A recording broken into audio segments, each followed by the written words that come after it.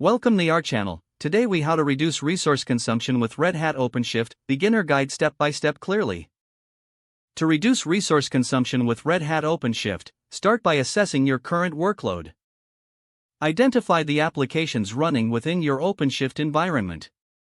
Determine the resource usage of each application using metrics and monitoring tools.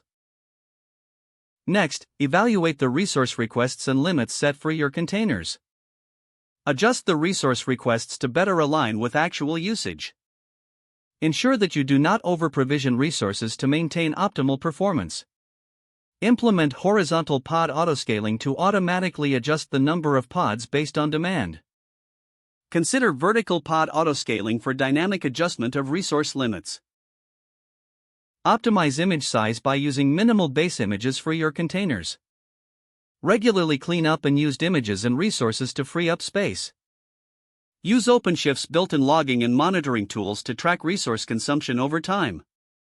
Set up alerts for any unexpected spikes in resource usage. Implement workload balancing strategies to distribute resource consumption evenly across nodes. Explore the use of multi-tenancy to isolate workloads and optimize resource allocation. Finally, regularly review and refine your resource management strategies based on changing workload patterns.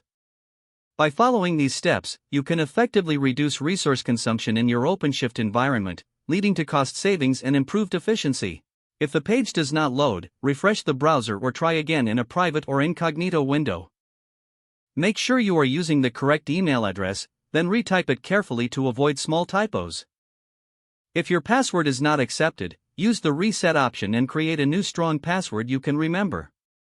Check your spam folder for verification or security emails, then complete any requested confirmation steps.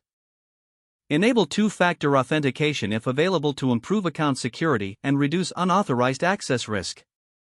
After signing in, review your profile details so your contact information and settings are accurate and current. If you see an error message, note it down and try again after restarting your device and internet connection. Log out when you finish, especially on shared devices, to keep your account and payment information secure.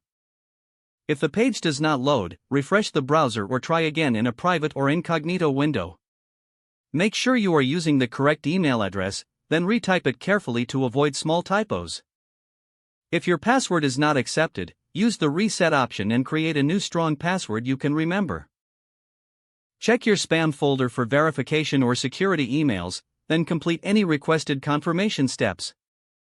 Don't forget to like this video and subscribe to our channel for more step-by-step tech guides.